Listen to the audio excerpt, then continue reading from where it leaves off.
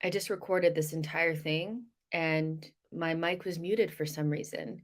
So here we go again. Hits and misses. Let's do this.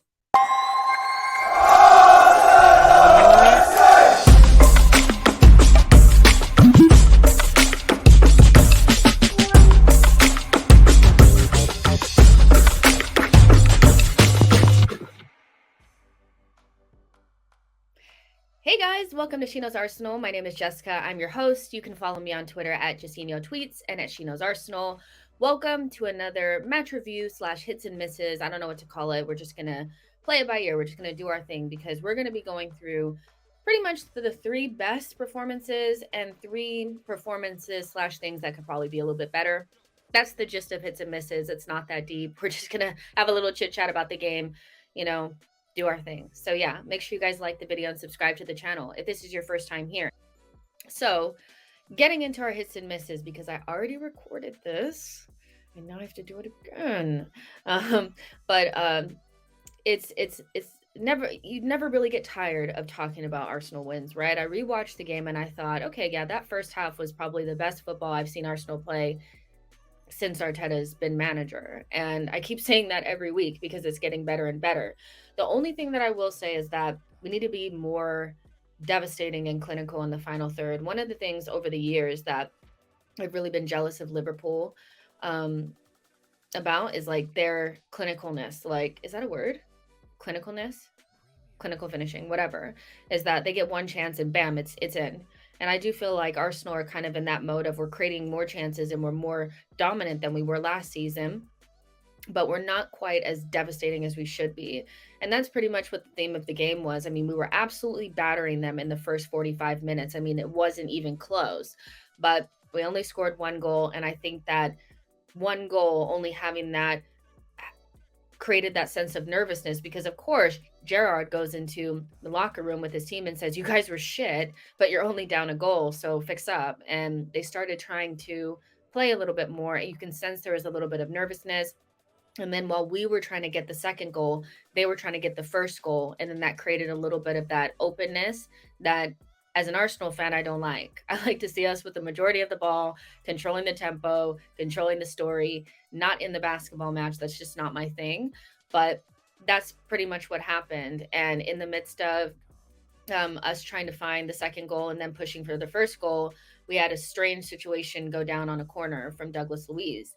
And they got a goal and then we responded right back. And so I see on Twitter they're calling us Response FC. And I like that because that's just not the type of team that we were last season. But what I would prefer more is for us to be 3 or 4 nil up so that we don't have to go through that heart attack. But you know, when the game was tied, like I still felt like we would find a way through, and I think that that's a difference now with Arsenal. It's like there's a sense of okay, we can come back, which is great, and we're still working through the kinks. It's still early on in the season. These players are still learning to gel together. We're still trying to work through things, so it's going to take a minute, but. I really enjoyed the game, especially on the rewatch, because I thought we were clicking. We looked really, really good in that first half. And so, yeah, I'm happy to be talking about another win, 5 from 5, top of the table. And we go on to Sunday's match against Manchester United, feeling very comfortable about where we are in the table.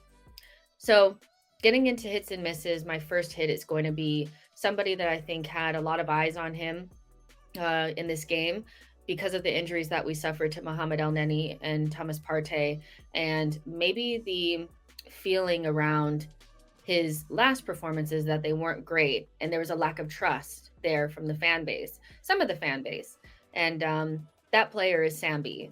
You know, Sambi, I thought had a sensational game against Aston Villa. He completely, I think, proved the doubters wrong. And for somebody that was literally on all or nothing, asking for playing time. I think he did it. That was the perfect response for somebody who openly was like, I'm not happy, I'm not getting playing time. Go out there and show why you should be playing. I thought he did a better job in the Thomas Partey role than Elneny. And you couldn't have said that last season because Elneny came in towards the end of the season and gave us a little bit of stability. But Sambi had never really played with the better players. Like he always kind of played especially towards the end of the season, he was kept playing with a team that was kind of ragtag, a little put together, and he didn't have that base behind him that could kind of cocoon him, keep him safe. Especially as a young player, you need players around you that are going to keep you safe. And in this game, he had that. He was playing with pretty much a first choice back line. I mean, Tierney is as much of a starter as you could possibly get. And he had Ben White flanking him. He had Tierney on the other side of him. He had Xhaka dropping in to help him as well. But I thought he really handled that position at the base of midfield really well in terms of his intention to always pass forward, the little clip balls that he was passing into Martinelli and Saka were nice.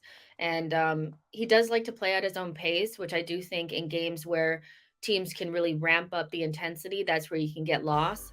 But overall, that was a really good Sambi performance, and we saw the best of Sambi. When he's under pressure, he can wiggle away from pressure. His passes, he has a really good passing range, and he seems really calm under pressure, and that's what I love about Sambi. And so there was a sense of maybe him getting lost in the team, and I even saw some criticism to the point where people feel like he should be sold. But you have to make sure that you add all the context in there of the pressure that we were under his first season, in the Premier League, not playing with a settled team. Those things can really impact a young player coming into a side. So we saw the best of Sambi yesterday, and I thought he had a 10 out of 10 performance and was definitely high up on my list for Arsenal players that deserve to be a part of the hit group. So yeah, Sambi, perfect performance. My second hit is the Gabbies. And I'm going to cheat a little bit because I feel like there were just too many good performances to just talk about three. But quickly, the Gabbies, I thought, did a much better job against Aston Villa than they did against Fulham. Now, I still think in terms of the two Gabbies up front, there needs to be, they both scored goals, but I felt like they had opportunities where they could have put maybe as three goals up or something like that. But they were so feisty. They were so feisty. Gabriel Martinelli was an absolute terror. Cash could not live with him. They were really struggling to keep him under control. He's always been a really good player off the ball, but the way that he's been refined on the ball, I think, is really starting to show. He still has a little bit of that head down and, will hold on to the ball a little bit too long. We saw a couple of moments during the game of that, but ultimately he just is so hard to deal with. And you can see that he also has an eye for the flair as well. He wants to do the things that are spectacular, and sometimes it comes off and sometimes it doesn't. And he almost had an early contender for goal of the season for Arsenal with that volley that came off of, Xhaka did the little setup and then Martinelli hit it. And I just thought this kid is going to go up another level because there's still that rawness to Martinelli that if he can just take that to a next level, he could be whatever he wants to be, because he already has the work rate off the ball, the mentality. He has the eye for goal. He has the playmaking now. And so if he can just sharpen up a little bit more of that and be a little bit more clinical, who knows what Martinelli could be. But you could just tell he's definitely taken it personal this season. He wants to be one of our best players, and he works really well off of Gabriel Jesus. And just to mention Jesus too, he's a really good player, and we should expect him to almost always be a part of the hits because he's one of our best players, and we need him to be almost every single game. But it's just his work rate and how he leads by example and how he plays his ass off every single game. And whether it's defending in his own box or running down the defenders and running down lost causes and bullying, center backs. I mean, it's just, he just takes us to another level, and he shows what the other players need to aspire to be. And I think what you're seeing from players like Odegaard, Martinelli, Xhaka, is that the work rate of Gabriel Jesus is making them go up a level. And that's exactly what you want. I'm seeing players do more of the things that Gabriel Jesus does on a regular basis now. I've never seen them do, just shove guys off the ball and really use their body to shield it. And I thought this, all the Gabbies had an excellent game. Gabriel Magalhaes was a freaking man mountain yesterday. And then he's so underrated on the ball as well. He's a really good ball playing center back. I really do think that people underrate him because he's not as silky and smooth as Saliba and Ben White. But the product that you get, the end result that you get from Gabriel is just as good. The ball that he put into Martinelli for the winner was excellent. His crossfield passes are getting better. His balls in between the line have always been what started our attacks. Remember last season, the balls that he would play in between the lines to Lacazette would start a lot of our attacks. So Gabriel Magalhaes, for me, was the better center back in this game. I thought Saliba was a little bit shaky, especially in the second half. But for him to have the mistake that he had against Fulham and to rebound the way that he did then, and then to have the type of match that he had against Aston Villa, it has to be spoken of. It just has to be. And I think there's a sense for some people in the fan base that we should be able to do better than Gabriel. But there's not a lot of center backs that are left-footed, 6'4", great one-on-one defenders, great mentality that can play ball. And so to get him for 25 million was an absolute steal. When you really look at it, Gabriel Jesus for 45 million, Gabriel Magalhaes for 25 million, Gabriel Martinelli for 6 million. That is some good freaking business. Gabby was excellent against Aston Villa, and they definitely deserve to mention. Last but not least, my last hit is going to be Eddie Nketiah. This kid is, people are saying it. I'm not going to claim it, but I'm just going to say that people are absolutely right to say that off the bench, this guy is a cheat code. His strength and power and pace has gotten so much better. He's so sharp and so on it. And you can just tell like he's on a mission when he comes onto the pitch. And that's so important because sometimes you see players like they try off of the bench, but it's like, why didn't start? So whatever. But he gives so much effort off of the bench that I just feel like when we get to those cup matches, he's going to be starting because he's going to deserve it. He was getting us up the pitch in a moment where things are really difficult. And if you think back to when we were holding on to the lead against Aston Villa away from home last season, and we brought in Pepe, he just didn't have that same intention. It was like he didn't know what to do. He didn't know to hold the ball, to go to the corner, what to do with it. And Eddie Nketiah knew what his job was. He was going to hold the ball. He was going to get us up the field away from our goal. And I think, obviously he was selfish in some moments and he wanted to get a goal, but I feel like he deserved that from the work rate that he put in. It was up there with some of the best performances of the night from players that started. So I think Eddie deserves so much credit. He's somebody that was starting at the end of last season. We brought in a new striker and he still seems up for the challenge. And that's what you really want. You want players that, even if they're not starting, they're not sitting around acting like, I'm not starting, so what? He's really somebody that I'm starting to feel more comfortable with the idea of if Gabriel Jesus is out, if Nketiah is there, we still will have a decent level, a good level.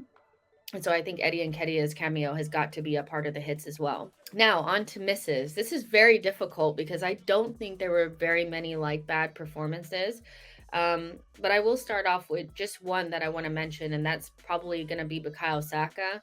And the reason why I say it is just because he still had a good game, this is Saka. Saka's worst games are better than a lot of players' good games because he has such a good, consistent level that even when he's not at 100%, he still gives you a level of quality that's just better than so many other players. So I want to put that out there, but he needs to start finishing his chances.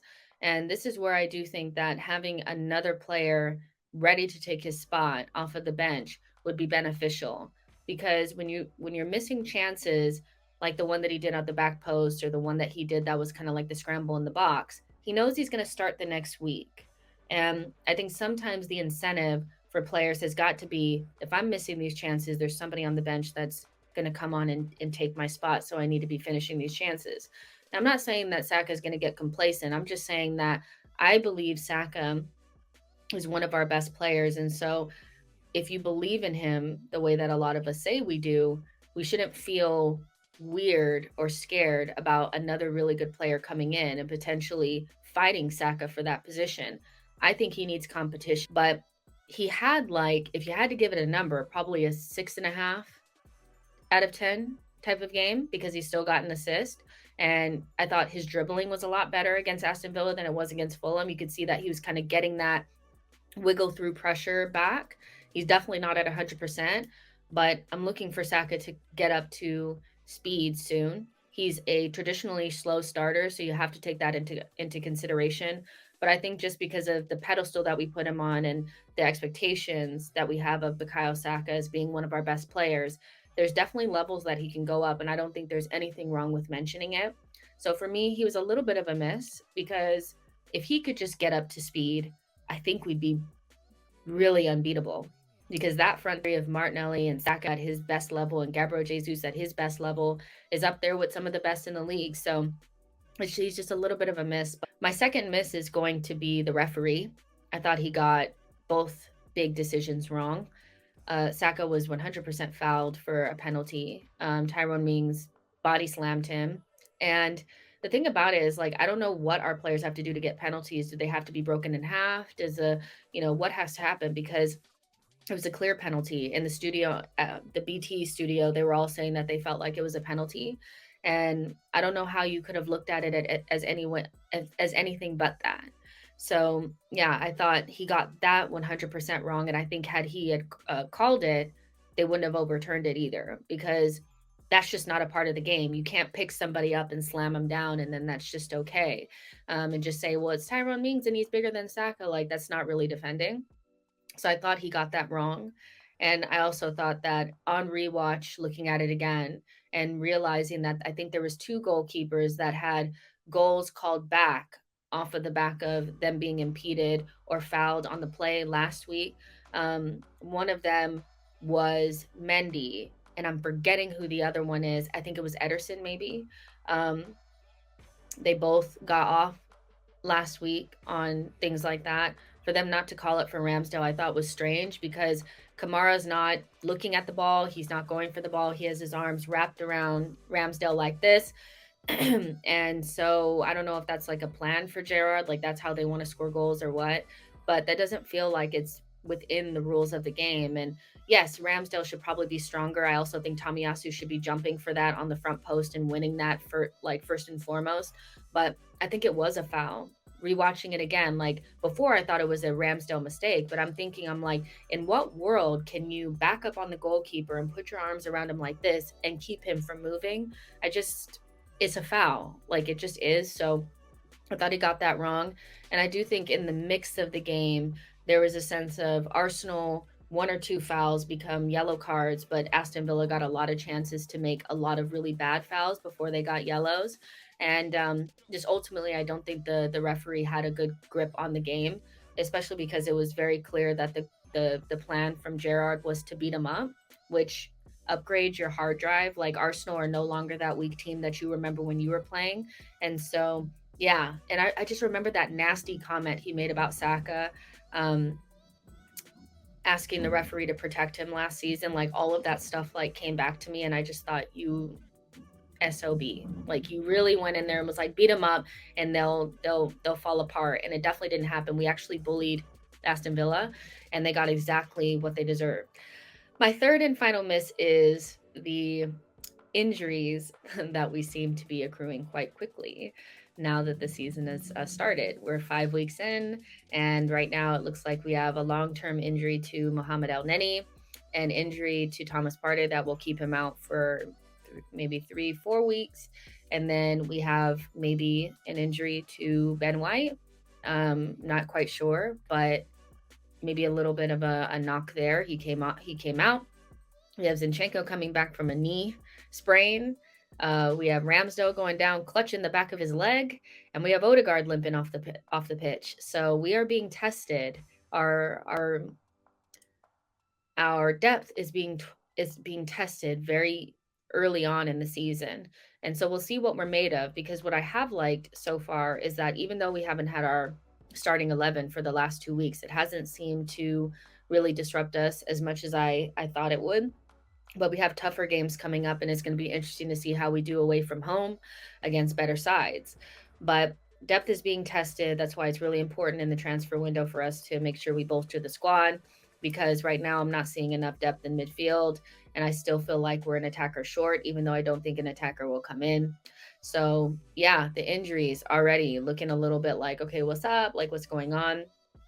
It would be nice to have a cup game soon so we can see Vieira and what level he's at, just in case something has happened to Odegaard. Hopefully, it's not long term. But this is also where like a player like Emil Smith Rowe is very beneficial to us because he's a wing forward for us, but he can also play number 8. And when he came on, he didn't really do much. And Smith Rowe is somebody that is so important to us because he has end product. We need him, and so he needs to step up. But depth's being tested. So far, we're passing the test, but the injuries are starting to mount a little bit, and it's starting to make me worry. But we should have Zinchenko back for Manchester United, so hopefully that happens. Hopefully Ramsdale is not too bad, and the other players are just going to have to step up. That's just what it is.